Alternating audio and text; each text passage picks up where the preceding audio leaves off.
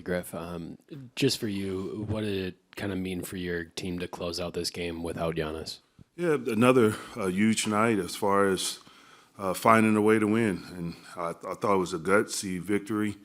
A lot of guys stepped up. I thought Malik Beasley was exceptional, plus 24 in the time that he was on the court. I thought Cam gave us another ball handler out there so that we can kind of move Dame off the ball and give him a live dribble. But I thought everyone contributed. Brooke was phenomenal, coming up with just timely blocks and altering shots. And Bobby had it going in that first half. These games, you just find a way to win. That's what it comes down to do, and, it's a total team effort. What were you told about the ejection for Giannis on that second technical? I wasn't told anything. I think I just have to do a better job. Giannis doesn't complain to the refs. He's really respectful to the refs, and I think I'm letting him down in that sense because I think I need to be a little more, just vocal about during the games when he's getting hit and kind of stick up for him a little bit better. So I've been dropping the ball on that, and it's an emotional game. He made a phenomenal play. It was exciting, emotional, and I thought he moved on fairly quickly. So I was surprised with the second technical, but that's up to the league to decide. But I thought he made a tremendous play, and like I said, he was extremely respectful to the game and to the fans and to the refs. And I think I just got to do a better job of protecting them. They went up 109-99 with about 7 minutes left. That means, 11 points, 10 points, whatever, in the final 7 minutes. What did you like about your guys' effort defensively, or what did you see that you guys were able to find some success on defense? It was a lot of time in the NBA game, 7 minutes down 10. Just got to keep competing. Obviously, you got to win those possessions one at a time. Keep executing. I thought Dame was great down the stretch. Just special individual, and it was a total team effort. But I thought defensively they buckled down. And first, just give them credit, man. They got some tough players. Sasser made tough shots. Cunningham with his size and he's super crafty with the ball. And they got a really good team. And this is the NBA, and you're going to get the best. And they're NBA players for a reason, and you got to tip your hat off to them because they showed a lot of, both teams really competed, and we're just fortunate to come up with the win. Emotions seem to be heightened out there today. How nice is it for you as a coach to have like a steady veteran presence like Dame out there down the stretch? Well, Dame is, he's done this before, right? He's experience.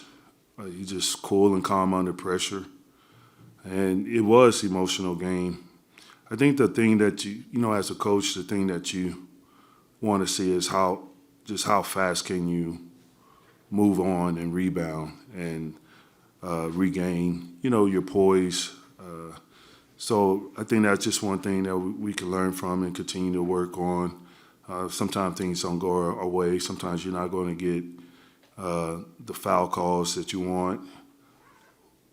But, you can voice your opinion and then, we gotta move on. We got a game to play and a game to win. You mentioned Bobby scoring those 13 points in the second quarter. At your first year coaching him, how have you learned how to best use him? I let him go. I mean, his energy is contagious, and if it's not rocket science. A player, you don't take out a heater, and he had it going. He had the hot hand, and you just keep feeding him. And he not just on the offensive end, he's competing on the defensive end. He's up pressuring the ball. I just love his energy. He's rebounding. He was huge for us early on, and you're right. I'm still learning the players. They're still learning me, but. You coach what's right in front of you, and he can score the ball in bunches. So you just try to give him the ball where he can be successful, and he did the rest tonight. So obviously Giannis and Chris, they're instrumental to your offense. And earlier today, you said that one of your sayings that you had going into the season was no turns. How did you see the team apply that tonight in light of there being no Giannis, no Chris down the stretch? It was huge because, we were playing different lineups. Sometimes guys got a certain player has it going, and especially in that third quarter, fourth quarter, I stuck with the same lineup, and then you look over at our bench, and those guys are just cheering.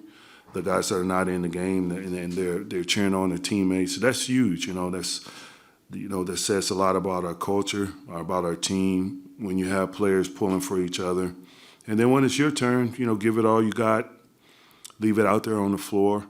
But when you're not in the game, you got to support your teammates, and you got to cheer, and you got to be a good teammate. Like I said, that's what being a professional is, but that's what the good teams do. They cheer each other on.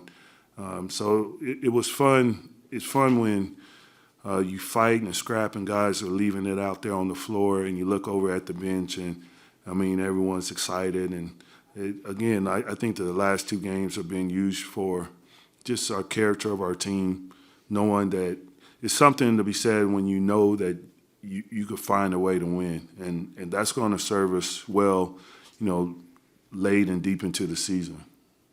You also said that no matter win or loss, there's always a good takeaway from the game or something to be learned. I'm curious, I know you've spoken a lot, but are there any valuable takeaways that stick out to you with this game? Absolutely. There's some positives as far as having the resolve to keep competing, but also controlling what we can control. And I think, one of the things I talk about on the offensive end is playing fast, but not shooting fast. Like coming down with more pace, but work your offense a little bit. Get your spacing down, get the ball moving a little bit, execute. Just a little bit of execution goes a long way.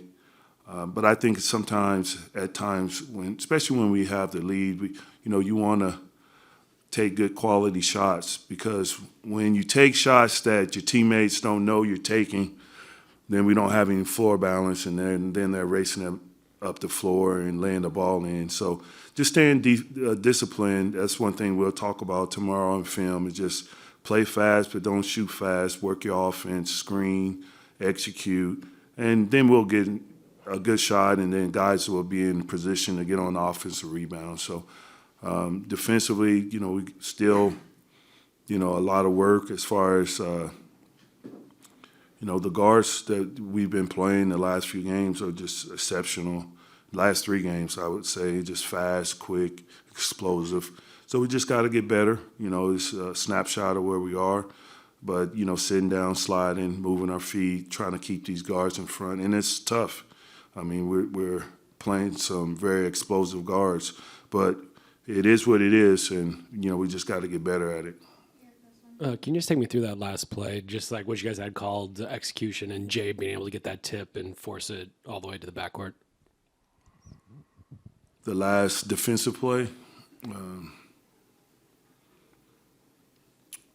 don't want to say too much, but, you got to just play the score, and we don't want any threes, obviously, and you don't want to give up and one, so if they drive it, you got to let them go.